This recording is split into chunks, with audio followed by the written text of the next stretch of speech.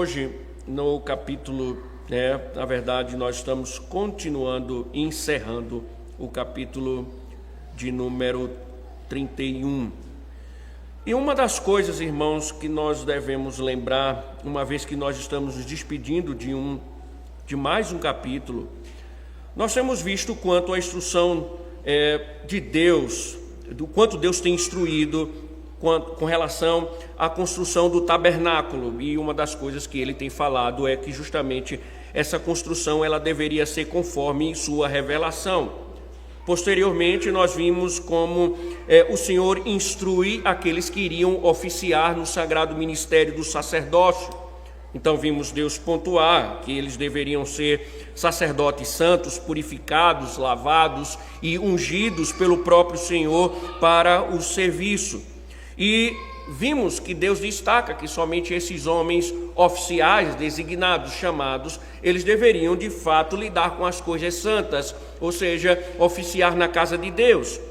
E na última semana ouvimos sobre a vocação divina, como os homens, ou alguns homens, eles foram separados para a construção do tabernáculo.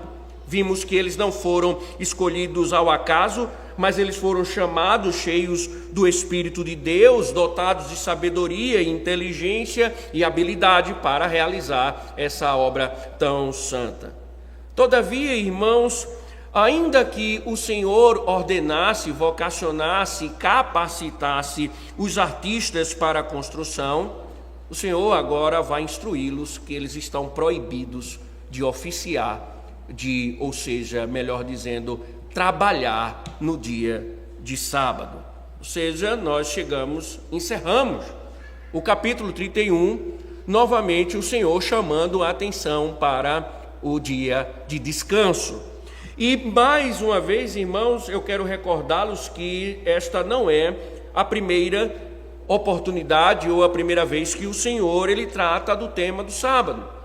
Nós já ouvimos o Senhor falar dos princípios ou de um princípio do sábado, o princípio do descanso, quando o Senhor derramou o maná, lá no capítulo 16, no verso de número 23, nós vimos posteriormente o Senhor também instruir o povo a partir da lei, de sua própria lei, no capítulo 20, verso de número 8 ao verso de número 11, e também nós vimos no capítulo 23, quando o Senhor ele está aplicando sua lei, como o sábado ele deveria também ser usado para o aspecto da justiça social. E agora, irmãos, o Senhor volta a falar do sábado, mas fazendo ou atrelando o aspecto do sábado justamente à construção de sua casa. Ou seja, depois que Deus instrui tudo aquilo que deveria ser feito, quais os itens que deveriam pertencer à sua casa, Deus agora se volta para o aspecto do sábado. E você sabe, irmãos, que essa sequência, essa repetição, ela mais uma vez quer destacar a importância do sábado para o povo do Senhor. E principalmente pelo que nós iremos ver agora pela manhã, porque o texto ele difere, ou seja, de todas as informações que o Senhor tem dado a respeito do sábado, a informação contida nesse trecho das Escrituras, no trecho que nós iremos expor hoje, ele traz um aspecto diferente. Então, a próxima vez que o Senhor vai falar do sábado será mais na frente, no capítulo de número 35, você vai ver que o Senhor ele termina o assunto, da questão da construção com o sábado, e quando o assunto for retomado, ou seja, quando Israel for construir agora o tabernáculo, o sábado passará a também ser tratado por Deus, ou seja, Deus encerra a construção do tabernáculo voltando a falar do sábado, e ele vai voltar a falar da construção do tabernáculo, mas antes disso ele vai lembrar a questão do sábado. Então nós teremos mais uma exposição a respeito do sábado. Só que de todas essas que o Senhor, ele trata na sua lei a respeito do sábado, aqui nós temos um aspecto diferencial, que o Senhor, ele quer comunicar a Israel que o sábado eles deveriam entender agora, ou eles devem compreender como sendo um sinal da aliança. O sábado agora é dado a Israel, ou é informado a Israel, que o sábado, o dia de descanso, agora eles devem observar como sendo um sinal da aliança. Ou seja, todas as vezes que o sábado, o dia do Senhor chegava, o povo, ele não simplesmente era lembrado do Deus que criou todas as coisas e descansou, mas também o sábado, ele serviria como um sinal externo dessa salvação.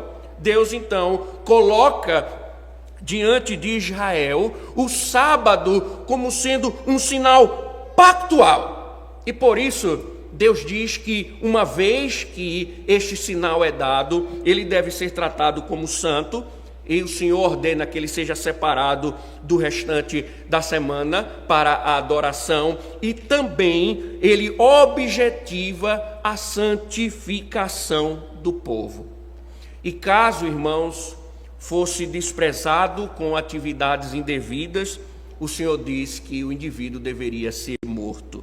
Era uma punição muito severa para os desobedientes. Deus não admitia que violassem esse dia, e a pena seria a pena de morte. E claro, irmãos, temos muitas coisas a aprender, né? E obviamente o tema de hoje será o dia do Senhor como um sinal do nosso relacionamento com Deus. E vamos, irmãos, aprender uma coisa muito importante, que é desprezar o dia do Senhor, é revelar de forma pública um desprezo pelo próprio Deus. É isso que nós vamos observar nesta manhã. Então, vamos expor o texto e ver esses princípios, alguns princípios importantes dentro daquilo que o Senhor, ele quer ensinar ao seu povo. Então, note que o assunto não é novo. O tema do sábado não é um tema novo para Israel. O Senhor já instruiu Israel no maná, já instruiu Israel na sua lei, capítulo 20, verso 8 a 11. O Senhor já instruiu a respeito do sábado, lá no capítulo 23, com a questão da justiça social. Então, não é um tema que Israel não está familiarizado. Ele já tem a consciência do tema do sábado, do descanso do Senhor. Mas como nós falamos, agora um novo aspecto será apresentado. O Senhor agora vai trazer um novo elemento ao sábado. Vamos então à leitura do verso 12 e 13 do capítulo 31. Veja o que diz o Senhor.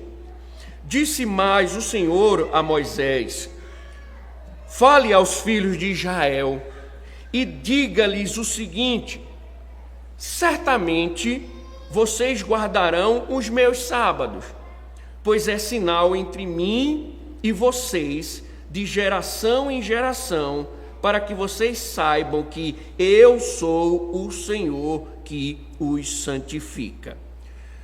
Veja, irmãos, o que o Senhor está aqui ordenando é que se guardem os sábados. O Senhor está falando, claro, aqui no plural, porque Ele quer falar de todo o sábado semanal. E Ele diz que isso deve ser feito, ele deve ser guardado. Lembrem-se, irmãos, a palavra, guardar, ela tem a mesma conotação daquela ordem que o Senhor deu a Adão, para que ele guardasse o jardim do Éden. Ou seja, Deus está aqui dizendo aos israelitas que eles deveriam preservar o sábado, cuidar do sábado, E ele diz, porque eu sou o Senhor do sábado. Ele é o exemplo dessa guarda. Lembrando que o aspecto sabático, irmãos, tem uma relação com a doutrina da criação. Então Deus está querendo mostrar que o povo deve guardar, porque não somente o Senhor guardou o sábado, mas também porque Ele ordenou, o sábado é dado por ordem do Senhor. E se então é dado por Ele, e o que o Senhor exige é que alguns aspectos devem ser observados, ou seja, no básico, o dia, ele deve ser tratado como o Senhor ordena.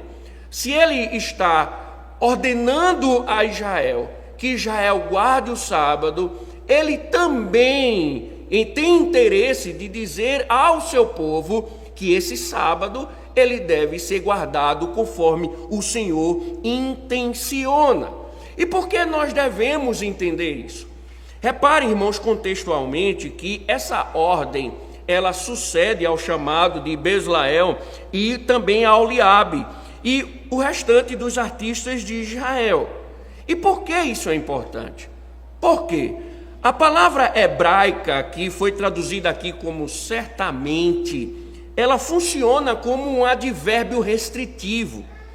O que significa dizer, irmãos, que embora Deus esteja vocacionando esses homens para a construção de sua própria casa, para que eles trabalhassem na construção da tenda do tabernáculo, no pátio, etc., o Senhor está ao mesmo instante proibindo que esse serviço ele fosse feito no dia de sábado. O chamado sagrado deles não poderia servir de desculpa para que eles estivessem no sábado construindo o tabernáculo e negando o propósito do próprio sábado. Em outras palavras, irmãos, o Senhor está dizendo: olha, construam um tabernáculo, eu vocacionei vocês, eu chamei vocês, eu dei dons a vocês, eu dei habilidades, mas esse serviço não pode ser feito no sábado. E a razão que o Senhor dá para isso é que o sábado é um sinal entre mim, um sinal especial entre mim e o meu povo. É um sinal do nosso relacionamento. E aqui, irmãos, é importante nós pensarmos sobre isso. No relacionamento pactual com Deus, nós devemos entender que Deus tem essa forma de estabelecer pactos. Ele estabelece um relacionamento e ele, todas as vezes, ele dá um sinal externo, ele propõe ao seu povo, ele doa ao seu povo um sinal externo, e esse sinal ele vem representar justamente esse pacto. Você pode ler depois, por exemplo, com Noé, Deus deu um sinal, Deus deu um arco colorido. Você pode ver com Abraão, Deus deu a circuncisão, um ato externo, um elemento externo. Então, o que é que você precisa entender? Como esses sinais funcionam? Falamos somente de dois, mas o sacramento da Santa Ceia é um sinal externo, por exemplo. Mas o que eu quero que você entenda nesta manhã é como eles funcionam. Porque Deus intenciona pegar um elemento externo e fazer dele um símbolo desse relacionamento. Porque o que o Senhor pretende, irmãos, é que quando se olhe para o elemento externo, nós devemos entender que eles funcionam no propósito divino como uma confirmação, como um selo, como uma lembrança de uma realidade espiritual, visível. Então, quando nós olhamos para o sinal, esse sinal ele está cheio de significado e ele vai justamente apontar para uma realidade espiritual. São como, por exemplo, uma aliança, irmãos, aliança de casamento. A aliança de um casamento, ela não é o casamento em si. mas ela vem justamente, ela serve para confirmar, ela vem justamente como um símbolo para externar uma realidade. Então, quando você olha para uma aliança no dedo de alguém, significa que você entende perfeitamente que ali existe uma pessoa comprometida, existe uma pessoa ali que fez um pacto com alguém, tem um relacionamento pactual de um casamento. Então, embora a aliança não seja o casamento em si, ela serve como o símbolo. O que o Senhor está dizendo aqui é a mesma coisa com o sábado. O sábado, quando ele surge, ele é dado como um sinal, selando, lembrando realidades espirituais invisíveis, apontando para realidades espirituais. Quais realidades, irmãos?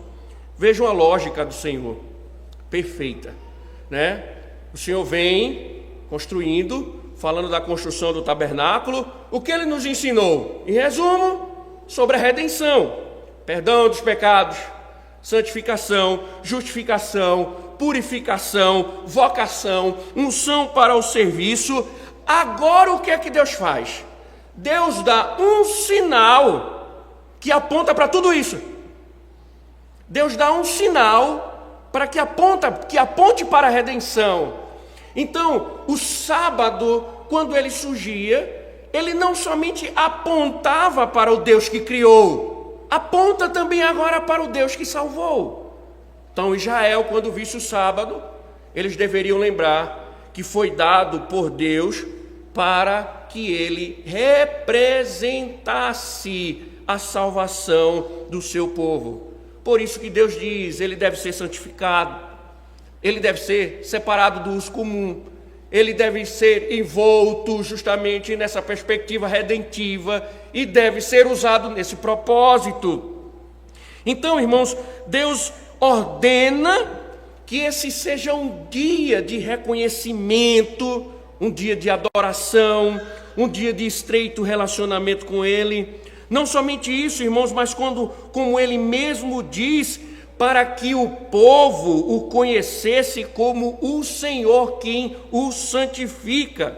Ou seja, o Senhor está ensinando ao seu povo que ele não somente deveria separar o dia com este propósito, né, que aponta para a redenção, mas ele diz ao povo que o sábado também seria o meio pelo qual Deus santificaria o seu povo. Ou seja, o povo não iria somente parar, santificar o sábado para lembrar da redenção, da salvação, mas o Senhor está dizendo, quando vocês pararem para santificar o sábado, eu vou santificar vocês, eu vou purificar vocês, vai ser um meio pelo qual eu santificarei a vida de vocês. Então, quando vocês separarem o sábado para me santificar, para me glorificar, para me louvar, eu vou santificar vocês.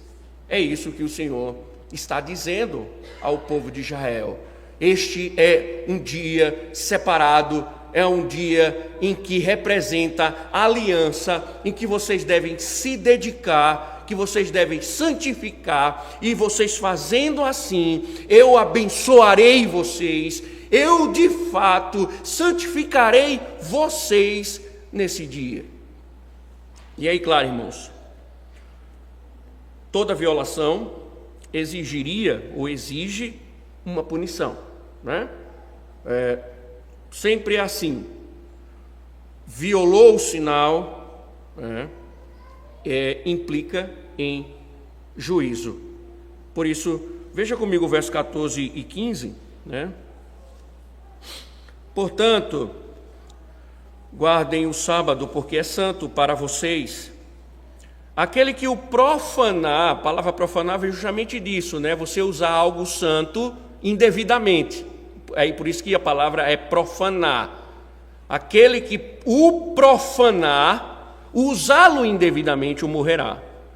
Quem nesse dia fizer alguma obra será eliminado do meio do seu povo. 6 dias se trabalhará, porém o 7º dia é o sábado do repouso solene. ou seja, do culto. Santo ao Senhor. Quem fizer alguma obra no dia do sábado, morrerá. Observe, irmãos, Deus proíbe claramente qualquer trabalho regular. Lembre-se que no maná, Deus já havia instruído o povo com o recolhimento do maná, e ele tinha dito: olha, vocês forem cozinhar, façam isso até a sexta-feira. Deixem tudo pronto para o sábado, que não vai acontecer. Não quero mulher nenhuma na cozinha fazendo comida no sábado, para que o sábado seja dedicado ao Senhor. Então, nota, irmãos, o Senhor está proibindo todo tipo de trabalho no sábado. É óbvio, irmãos, que o Senhor não está aqui defendendo a ociosidade. O que Ele está aqui, claro, óbvio, instruindo o povo a respeito do sábado, o que Ele quer é que todas as atividades regulares, todas as atividades ordinárias, elas sejam suspensas. Não é para nada ser feito. Olhem, meus irmãos, observe o que o texto está dizendo. Toda violação, o Senhor está dizendo, acarretará na pena de morte. O indivíduo será eliminado do meu povo. Ele não pode me desobedecer. Ele não pode fazer alguma atividade neste dia. E observem, irmãos, por isso que o homem, lembre-se lá em Números capítulo 15, verso 32 a 36, um homem foi morto por pegar lenha no sábado. O Senhor mandou matá-lo, porque ele pegou lenha no dia de sábado. Então veja, não havia tolerância quanto à quebra deste mandamento. Isso mostra, irmãos, uma coisa importante. Deus não só estava julgando ou julgou sério, mostrou a seriedade com relação ao tabernáculo. Lembre-se, toda a preocupação do Senhor, dos itens, do ouro, de todos aqueles metais, de toda a sua representação, de toda a sua glória. O Senhor se preocupou que tudo fosse construído nos seus mínimos detalhes, vocacionou homens para que eles fizessem tudo perfeitamente como o Senhor Deus queria, mas a mesma seriedade que é tratada o tabernáculo é o sábado. Do mesmo jeito. Não há aqui uma tratativa diferenciada. Tanto a estrutura tabernacular como a estrutura sabática são vistas na mesma importância, e por isso a pena é pena de morte. Por quê? Porque o sábado ele vem representar aquilo que o tabernáculo vem a significar. Por isso, não se pode, irmãos, desestruturar, desmembrar a teologia do tabernáculo com a teologia do sábado. Por isso que, quando nós passarmos pelo bezerro de ouro, que retornarmos para a construção do tabernáculo, o sábado volta a ser citado novamente, porque justamente ele está atrelado à teologia do tabernáculo, né? E era isso que o Senhor estava dizendo. Vocês devem separar este dia, santificá-lo. Eu vou santificar vocês. Esse sábado é um sinal do nosso pacto, do nosso relacionamento. E quem violar, eu vou matar. Quem violar, deve morrer. Talvez, irmãos, aí então,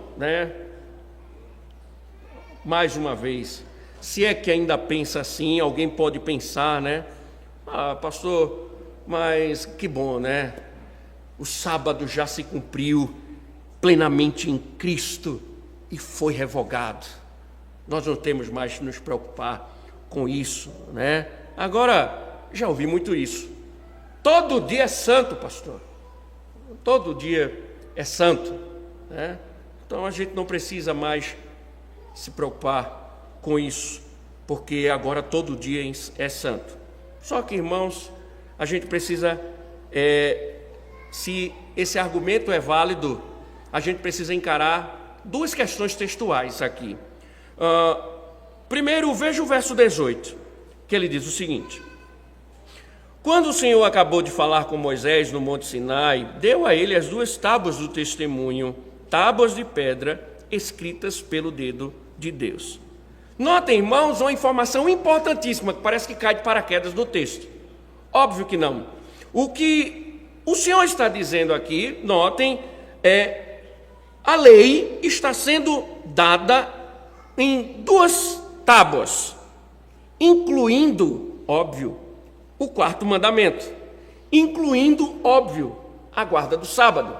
Êxodo 28-11. Então, o que é que você deve entender? Se alguém olha para o 4º mandamento como tendo seu cumprimento definitivo em Cristo, nós devemos encarar o fato de que o 4º mandamento ele está inserido dentro de uma estrutura da lei moral. E incansavelmente, repetidamente, já explicamos aqui, que a lei moral é para todos os homens em todos os tempos. Não existe uma geração que não tenha que cumprir, que observar algum dos mandamentos de Deus. A lei moral é para todos os homens em todas as gerações. E o próprio texto está dizendo isso. Veja o verso 16 e 17. Os filhos de Israel guardarão o sábado, celebrando-o por aliança perpétua, de geração em geração. Entre mim e os filhos de Israel é sinal para sempre, porque em 6 dias o Senhor fez os céus e a terra, e no 7º dia descansou e tomou alento. Notem, irmãos, um dos argumentos aqui, e que se repete por todas as Escrituras com relação ao sábado, é que a instituição sabática, ela antecede até a própria lei. Ela é criacional. Antes mesmo do povo existir e receber a lei, o sábado já havia sido instituído, porque em 6 dias fez o Senhor os céus, a terra e o mar e tudo que neles há, e no sábado descansou. O sábado, ele se fundamenta na criação. A diferença é que agora ele é dado por Deus como um sinal. E por isso, o que o Senhor está dizendo é que ele deve ser observado de geração em geração, por toda a eternidade, como um sinal de sua aliança. Ou seja, é um dia em que vai se estender não só no tempo, mas para toda a eternidade, e que seja no tempo e no espaço de geração a geração. Por isso, irmãos, o argumento de que se cumpriu em Cristo é balela, não tem sustentação teológica. Aí, claro, vem um problema. Então, pastor, eu cheguei à seguinte conclusão: eu preciso guardar o sábado, né? Que é justamente o que chega à conclusão, né? A entorpecida Ellen Goldwhite. Ela chega a essa conclusão e ela instrui os acéfalos, né, da seita adventista justamente com isso, né? Você tem que guardar o sábado, que se você é mandamento do Senhor, mandamento perpétuo, então você deve guardar o sábado, né? Nada disso, irmãos, porque nós precisamos analisar também como o sábado funciona. Nós precisamos analisar como o sábado funciona também dentro dessa estrutura redentiva. Então, para isso, irmãos, qual o melhor livro que nós poderíamos nos apropriar no Novo Testamento para falar da teologia do sábado. Nada melhor do que o autor aos Hebreus. Uma vez que, o que é que o autor aos Hebreus faz? Ele pega os elementos do Velho Testamento e ele vai mostrando como esses elementos, eles têm o seu cumprimento em Cristo, quais os seus significados, quais as suas perspectivas dentro da nova aliança, e ele faz isso com o sábado. Vamos abrir Hebreus capítulo 4, por exemplo, e veja comigo uma coisa rápida. Lembrando, irmãos, que nós já fizemos uma exposição mais detalhada desse texto na escola dominical, quando demos uma sequência sobre o sábado. Então, eu aconselho, você, caso você tenha esquecido, provavelmente, você volte e siga a sequência das exposições lá, que você vai ver com maiores detalhes. Mas veja o capítulo 4, e eu chamo a atenção agora, neste momento, para o verso número 8. Veja o que diz o Senhor através do autor aos Hebreus. Ora, se Josué lhe tivesse dado descanso, não falaria posteriormente a respeito de outro dia. Notem, irmãos, pela própria expressão, você percebe que o capítulo 4 ele tem um tema pontual, um tema central. Deus está tratando sobre o descanso do seu povo. E vocês lembram que havia uma perspectiva de descanso quando Israel peregrinava no deserto e que ele chegaria à terra prometida. Só que o autor aos Hebreus está dizendo o seguinte: apesar de Josué ter conduzido os filhos de Israel à terra prometida, o autor está dizendo: o descanso em Canaã não cumpriu a promessa de descanso dada na criação. Ou seja, o autor está dizendo, embora Josué tenha conduzido Israel à terra prometida, Canaã não deu o descanso ao seu povo.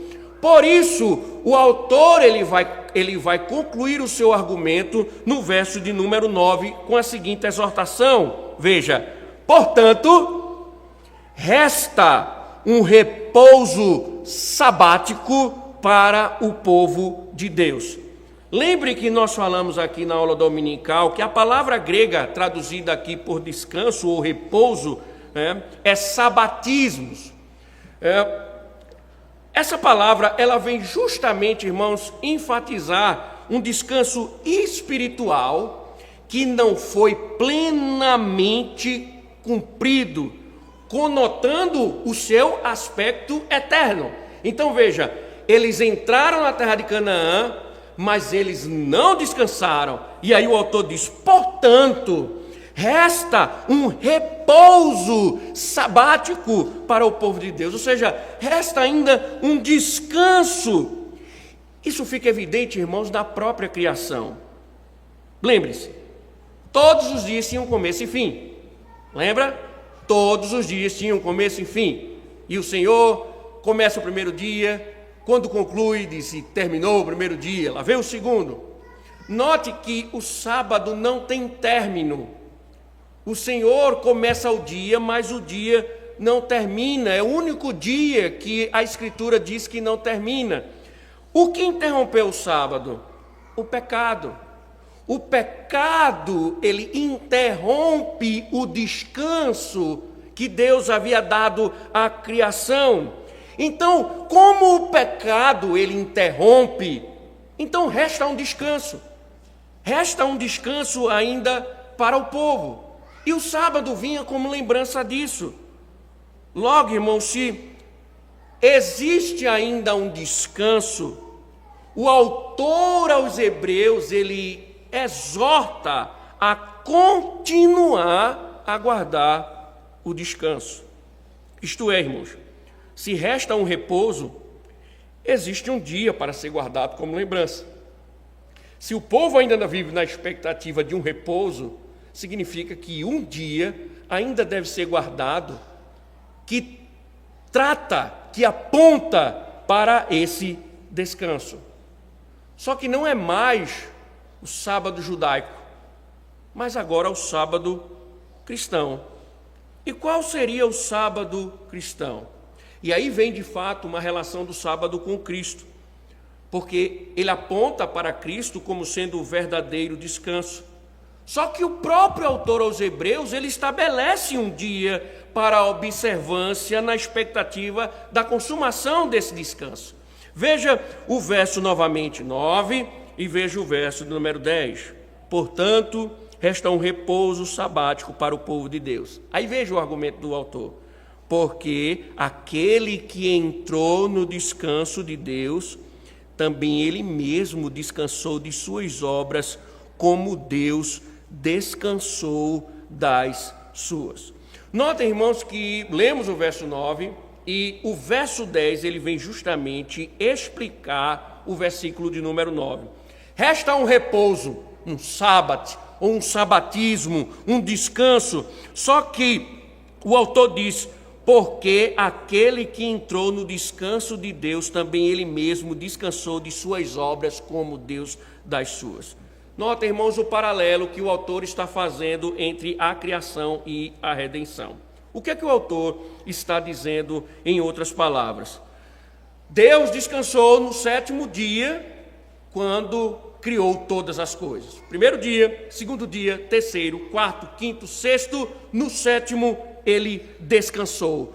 Quando ele criou todas as coisas, Deus descansou para se deleitar na sua obra e para garantir o descanso eterno prometido a Adão por meio do pacto de obras.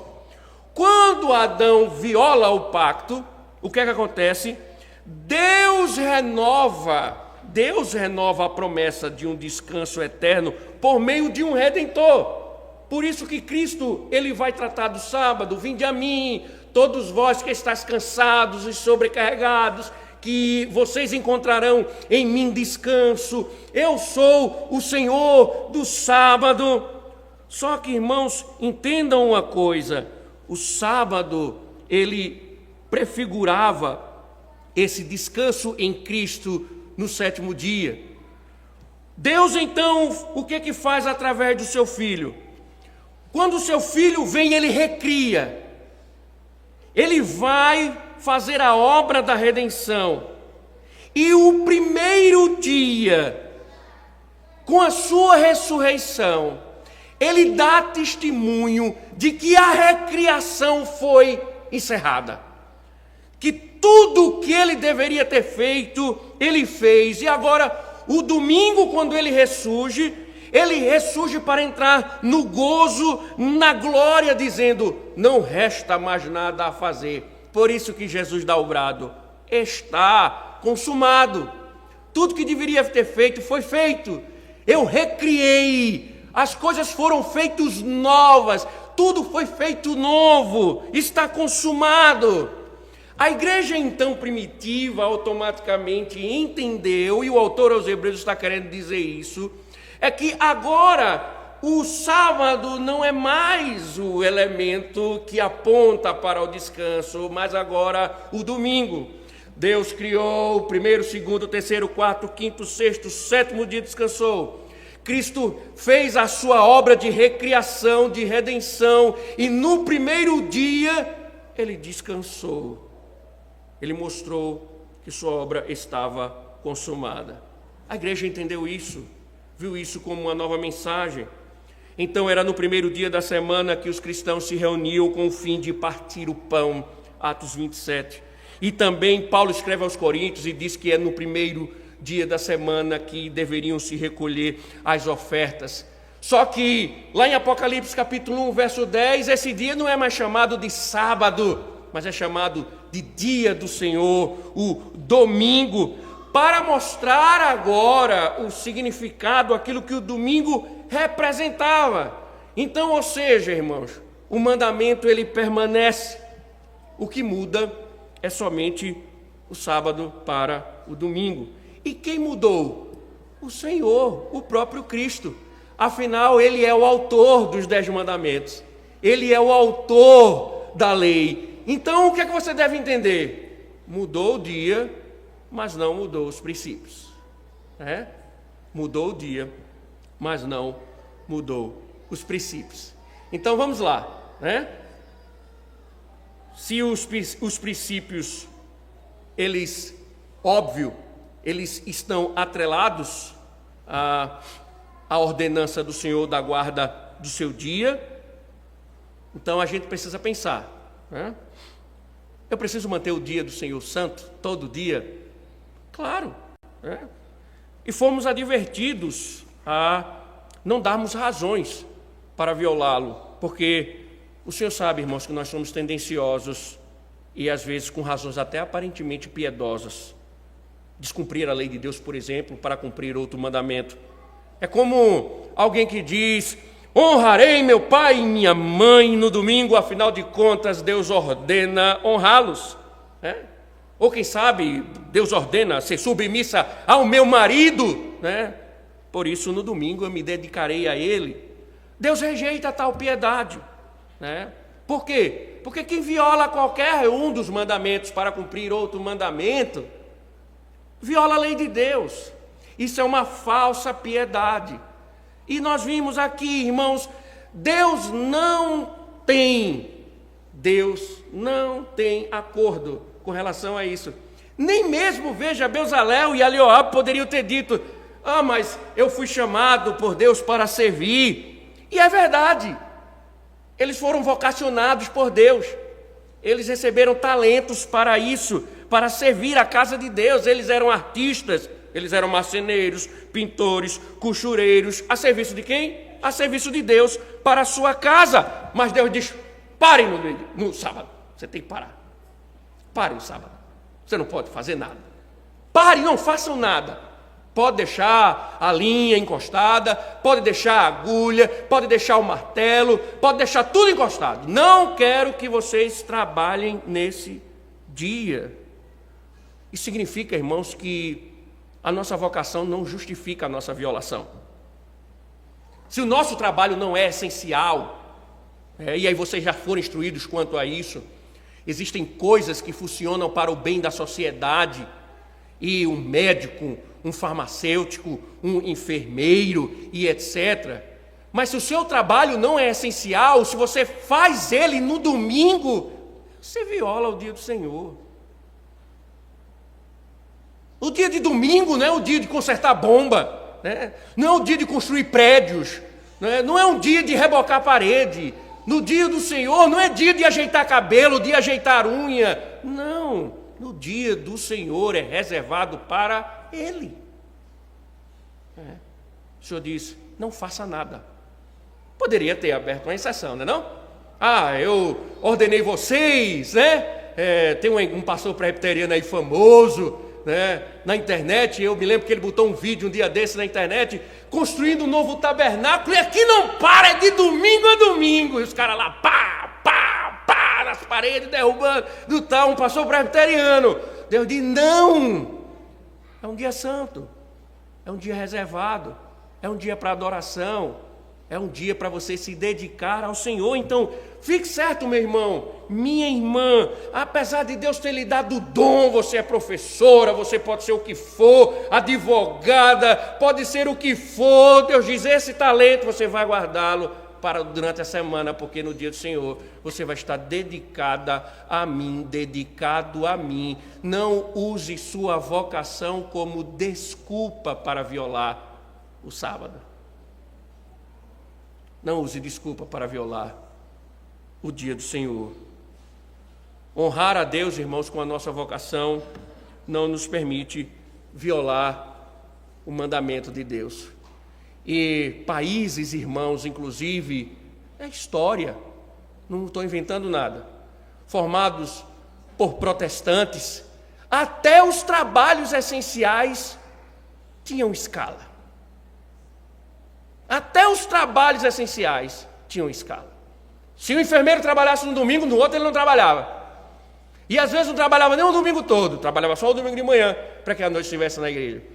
Mas nós incorporamos, né, porque nós somos contra o socialismo, o marxismo, essa praga do inferno, né, que tem como seu proponente o seu chifre no Brasil, Lula e a sua corte, né? Nós condenamos, mas às vezes nós nos esquecemos que o capitalismo também tem seus problemas.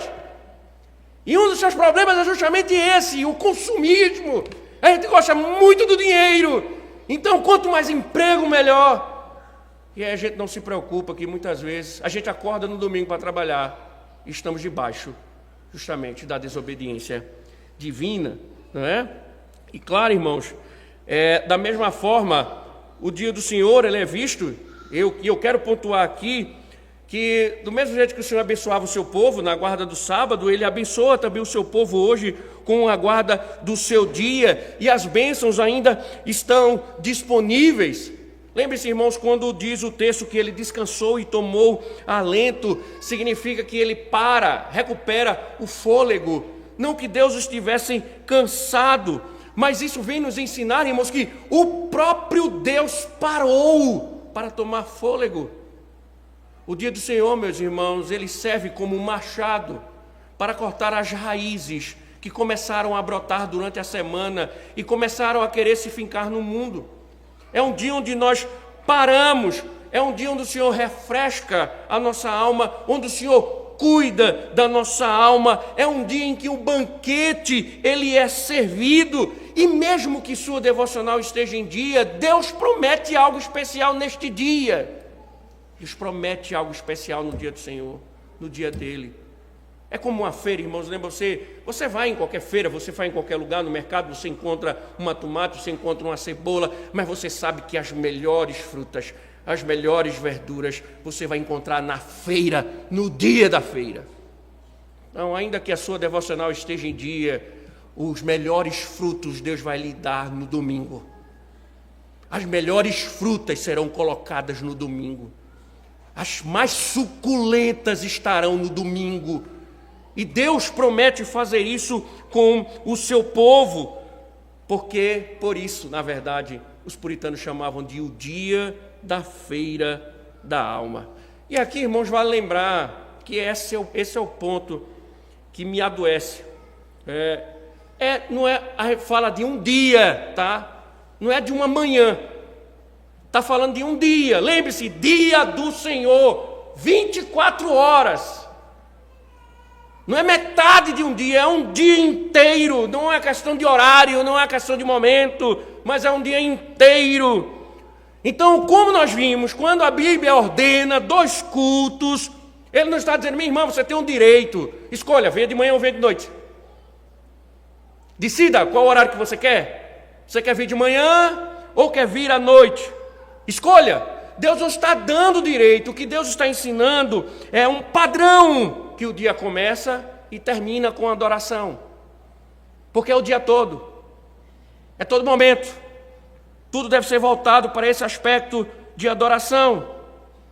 Por isso, Senhor, irmãos, nos lembra o que disse a Moisés: certamente guardareis os meus sábados para que saibais que eu sou o Senhor que vos santifica. Esse é um dia que Deus quer que você santifique-o inteiramente para que você também seja plenamente santificado. Para que você se volte unicamente para a sua alma, para que esse dia sirva de santificação. Outra coisa, irmãos, que nós devemos aprender no maná, e aqui se repete, irmãos, é que quando nós guardamos esse dia, nós aprendemos também, mostramos a confiança que temos em Deus. Quando Deus diz, pare de trabalhar, isso é uma loucura para quem vive nesse mundo sedento de dinheiro.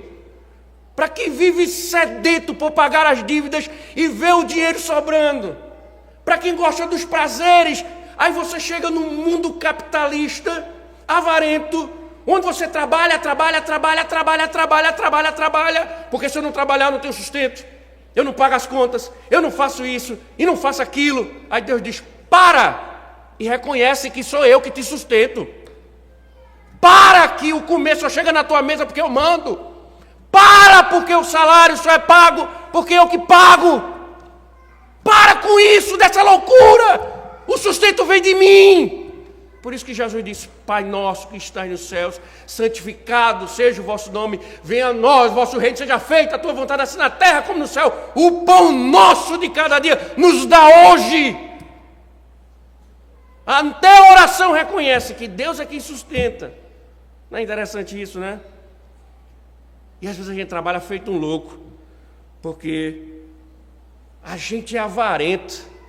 E Deus diz: o sábado é justamente para você parar, para você confiar que eu que sustento você. É um testemunho de que você reconhece isso. Quando você para, você está dizendo para Deus: eu creio, Senhor, que nada vai me faltar, porque o Senhor me sustenta. Por isso que eu posso parar, porque eu sei que eu paro, mas o Senhor não para. E aí, irmãos, veja, achei interessante um certo autor, esqueci o nome dele, ele diz assim: se o trabalho de um homem exige tanto de seu tempo, que ele não consegue participar dos cultos dominicais, matinais e noturnos e da reunião de oração, então esse homem tem mais trabalho do que Deus quis que tivesse. Sentiu? Outra bênção, irmãos, né? O sábado servia de testemunho para as nações. Quando vamos congregar, irmãos, nós declaramos ao mundo que nós pertencemos a uma comunidade pactual do povo de Deus. Quando a gente vai para a igreja no domingo, a gente está dizendo ao mundo, confessando a nossa fé em Cristo. E aí veja que coisa importantíssima, Deus dá um sinal entre Ele e o seu povo. Então, quando os nossos familiares, amigos, parentes, seja lá quem for, quando eles tentam nos levar a negligenciar esse dia, Deus está dizendo: você tem a oportunidade de pregar o evangelho a eles. Você tem a oportunidade de anunciar o evangelho a eles. Isso pode provocar zombaria, isso pode trazer provocações de todos os tipos, mas é uma bela oportunidade de pregar o evangelho e dizer: olha, hoje eu não vou, porque hoje é domingo. É o dia que o Senhor separou como santa convocação, como sinal da salvação. E pregar o evangelho, né? É uma bela oportunidade. Mas não é interessante, irmãos, que a gente olha para o arco colorido, né? E diz ao mundo: tá vendo aí? Vocês estão reparando? Esse arco colorido aí, é o Senhor dizendo: vai julgar vocês, mas não vai ser mais por água não, vai ser por fogo. Não é assim que a gente faz? A gente tinha uma oportunidade de usar o arco e mostrar ao mundo que Deus vai julgar vocês. Olha, mas não é com água mais não, ninguém vai morrer mais afogado não, vai morrer queimado, espetinho, vivo, com chamas do inferno, viu? Lembre-se disso. Mas o que é que nós fazemos no domingo, irmãos? Toda semana Deus dá o mesmo sinal. E nós, em vez de usarmos para falar aos ímpios, nós o usamos para profaná-lo. E o que é que nós estamos ensinando aos ímpios? O que é que nós ensinamos aos descrentes? Quando deveríamos estar reservando o domingo. Estamos usando da mesma forma que eles usam. E aí? Que pregação estamos dando aos ímpios? Eu me lembro que uma certa personalidade, um dos seus familiares da igreja, curtiu umas pedaladas no domingo, né? Aí teve um domingo que ele competiu e ganhou. Ela postou uma foto nos status do WhatsApp: Deus te abençoe, meu filho, porque Ele já te abençoou na sua vitória. Deu para entender, irmãos, a gravidade disso? Ah, pastor, mas é minha mãe, é meu pai, é minha tia, eles são descrentes, eles não entendem, e é justamente por isso que o Senhor dá os domingos para que você pregue para eles. É para que eles entendam que o domingo está dizendo para eles que Deus vai julgá-los, que eles não são salvos, porque é típico da salvação o homem se separar para adorar ao Senhor, se dedicar ao Senhor, né? E a gente faz o contrário. E aí então, quanto à violação, irmãos? E aí, caminhando para o final. A gente sabe, irmãos, que esse é um aspecto judicial. A lei civil, ela administrou os mandamentos, porque Israel, ela é um povo, uma nação. Então, havia o seu aspecto judicial. E a gente sabe muito bem que isso foi anulado. Mas eu volto a lembrar, irmãos, que punição severa, não é não? Eu sempre lembro, quando eu estou analisando alguma coisa de sábado, o cara indo buscar lenha.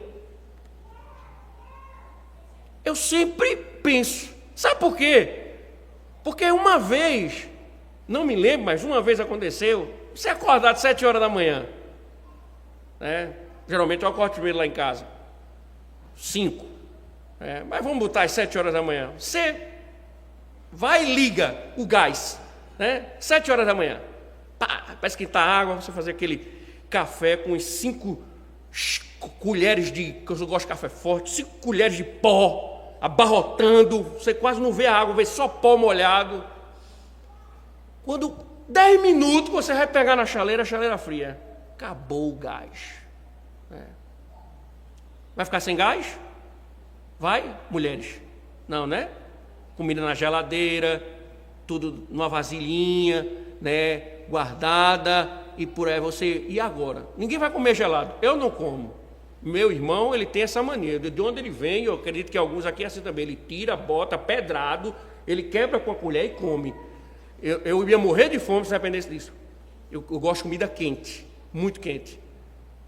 Vai ter que comprar um gás, né não? Aí lá vai eu, 7 horas da manhã, atrás de um gás nessa cidade, já preocupado para não atrasar do culto. Imagine que a situação desse homem não pode ter sido parecida com a minha não, e com a sua. Acordou de manhã, faltou lenha. Como é que a gente vai comer? Lá vai ele pegar lenha. Que Deus severo. Viro ele, olha, ferrou-se. Leva para a liderança, leva para Moisés. Vamos orar, vamos para ver o que é que Deus diz, o que é que Deus quer. Se é isso mesmo, Deus diz, não, mande matá-lo. Pode apedrejá-lo até matá-lo. É pena de morte. É severo, não é, irmãos? Muito severo. Agora, por que exigia pena de morte? Pensem, irmãos, pensem, por que exigia pena de morte? Nem todo pecado exigia pena de morte, mas esse Deus é um dos pecados que Deus ordena que se tenha a pena de morte.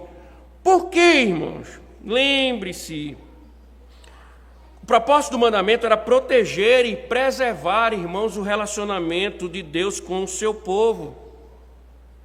Violar o sábado era um ato rebelde. Mais do que isso, era um repúdio à aliança. Lembra a construção do tabernáculo, a redenção, justificação, purificação? Eu vou te dar o sábado, o dia do Senhor, para representar toda a história da redenção. Quando alguém desprezava o sábado, ele desprezava o todo. Deu para entender? Quando eles negligenciavam o sábado, eles negligenciavam o tabernáculo todinho, com todo o seu significado.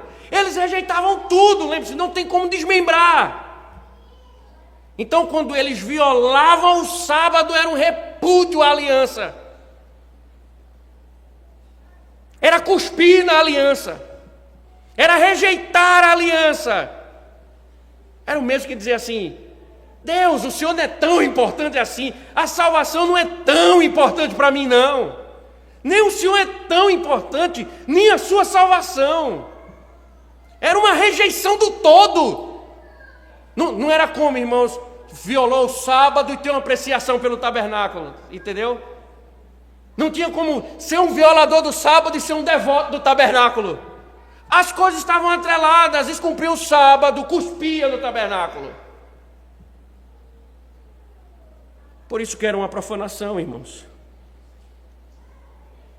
E aí por isso, se você não morre hoje, o que é que acontece? Acontece uma questão pontual na alma.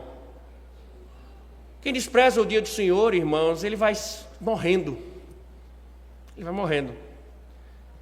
Ele fica sem a vitalidade, ele fica sem força, ele é vulnerável ao pecado. Eu vi uma pesquisa, eu fiquei reflexivo quando estava preparando esse sermão. E foi constatado que 99% dos membros que trazem problema ao pastor, preste atenção, tá? Você pode estar nesses 99, que trazem problema ao pastor, à liderança da igreja, que apresentam dificuldades espirituais, que passam por disciplina, exclusão, 99% foi constatado, gostam de violar o dia do Senhor. E eu fui fazer um retrospecto, né? E não é que é verdade. E não é que é verdade mesmo. Quando você peneira, os crentes que mais trazem problema, descompromissados com o domingo. Quantos estão ausentes aqui agora? Não recebi uma mensagem hoje de manhã dizendo por que estão ausentes. Aí você vai passando, você vai ver. Tem uma relação, você vê outros pecados, mas tem uma associação com o pecado do domingo, a violação do domingo.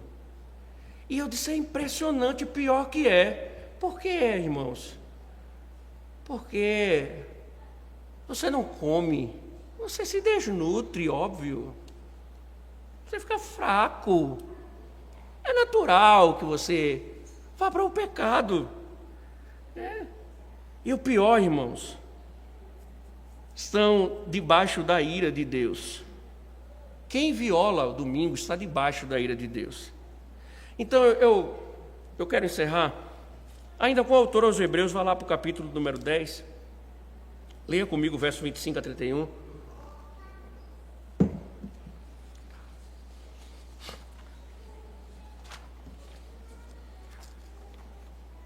Vamos lembrar esse texto, o que é que ele diz? Rapidinho. Hebreus 10, 25 a 31. Olha o que é que ele diz, vê, presta atenção. Não deixemos de nos congregar como é costume de alguns. Pelo contrário, façamos admoestações, ainda mais agora que vocês veem que o dia se aproxima. Porque se continuarmos a pecar de propósito depois de termos recebido o conhecimento da verdade, já não resta sacrifício pelos pecados. Pelo contrário, resta apenas uma terrível expectativa de juízo e fogo vingador, prestes a consumir os adversários. Quem tiver rejeitado a lei de Moisés, morre sem misericórdia pelo depoimento de 2 ou 3 testemunhas. Imaginem quanto mais severo deve ser o castigo daquele que pisou o Filho de Deus, profanou o sangue da aliança, com o qual foi santificado, insultou o Espírito da graça, pois conhecemos aquele que disse, a mim pertence a vingança, eu retribuirei, e outra vez o Senhor julgará o seu povo. Horrível coisa é cair nas mãos do Deus vivo. Que interessante. A gente quando vai lendo, a gente já faz associação, né? A gente já vê os termos associando automaticamente o que nós estamos falando aqui. O ato aqui, irmãos, então, para que você entenda, né, ele está ligando, na verdade, o autor, ele está ligando aqui exatamente o ato de congregar, o ato do culto público no dia do Senhor e a perseverança na fé. Veja a exortação, não deixem de congregar. Quero que você entenda, congregar aqui não tem o significado de participar de uma reunião. Essa palavra usada aqui pelo autor, ela implica numa adoração comunitária, fala do dia do Senhor e da adoração que é dada ao Senhor neste dia de forma comunitária, onde Cristo, ele ministra sua graça. Na teologia bíblica, irmãos, congregar é o mesmo que cultuar. Quando você ouvir, ver, ler a palavra congregar no Novo Testamento, entenda, tem o mesmo sentido de cultuar, ok? É reunir-se com o povo da aliança diante de Deus para ouvir sua palavra, confessar os seus pecados, oferecer louvor. Por isso, percebam, por isso, negligenciar, abandonar o culto é muito mais do que uma negligência.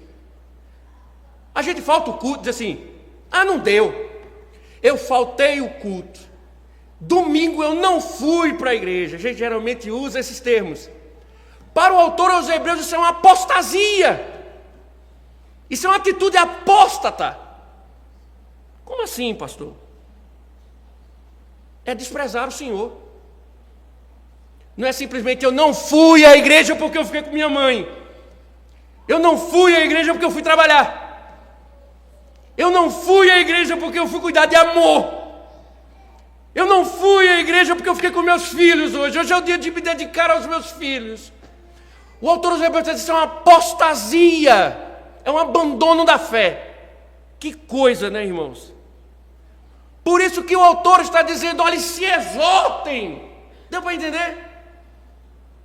O autor dos Hebreus está dizendo, exortem. Ele não está dizendo, pastores, exortem, líderes. Ele está dizendo, exortem uns aos outros. O que faltou hoje? O autor dos Hebreus está dizendo, veja, porque ele faltou. Se o motivo foi justo, se não foi, exorte-o. Chame um arrependimento. Por quê? Porque ele está apostatando da fé. Ele está apostatando da fé. Deu para entender? Apostatando, irmãos. Apostasia é abandono da fé. E a sequência do texto mostra isso. Vamos ler de novo? Volte lá. Verso 26, para não ficar com dúvida.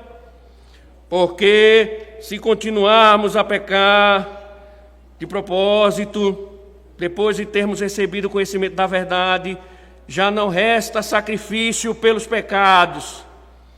Pelo contrário, resta apenas uma terrível expectativa de juízo e fogo vingador prestes a consumir os adversários.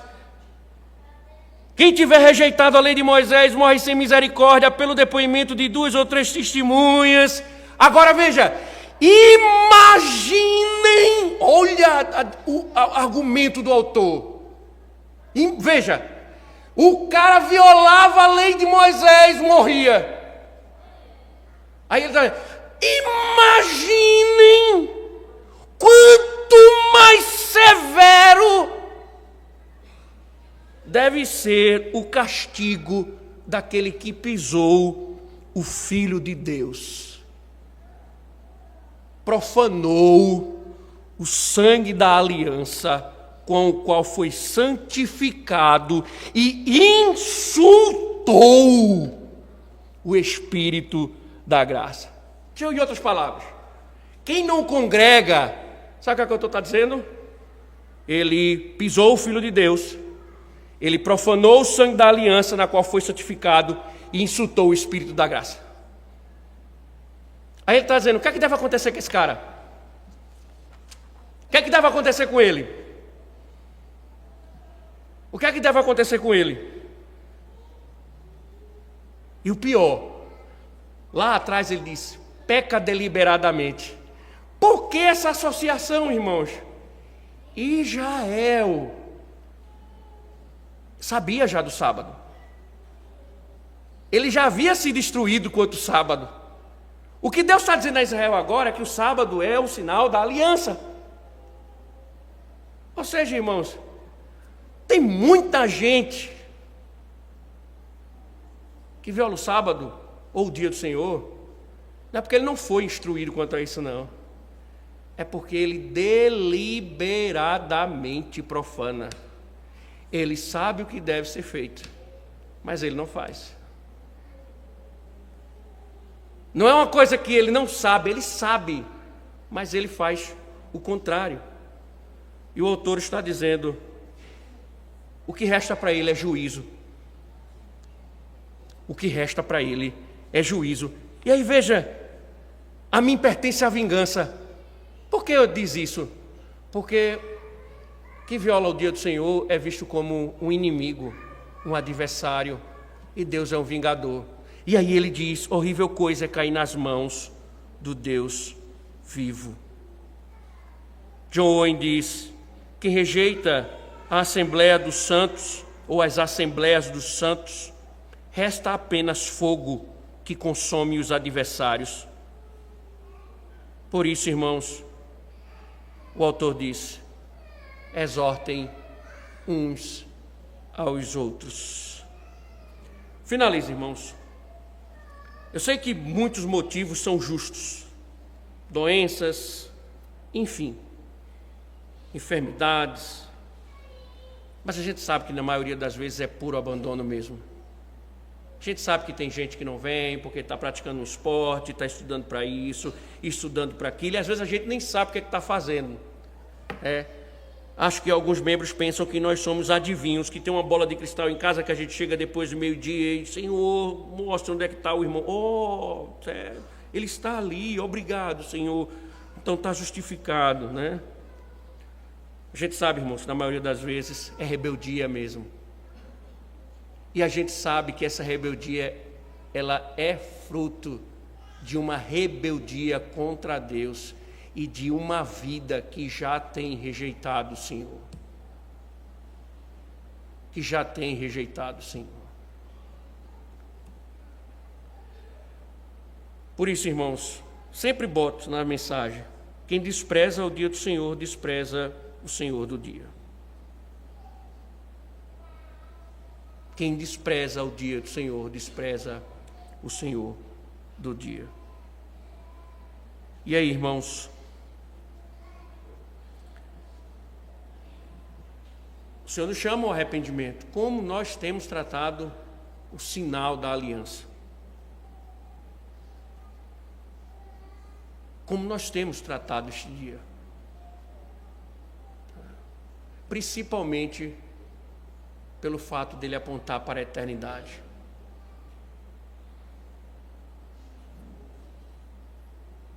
Ele aponta, irmãos, para um descanso eterno. Um descanso pleno.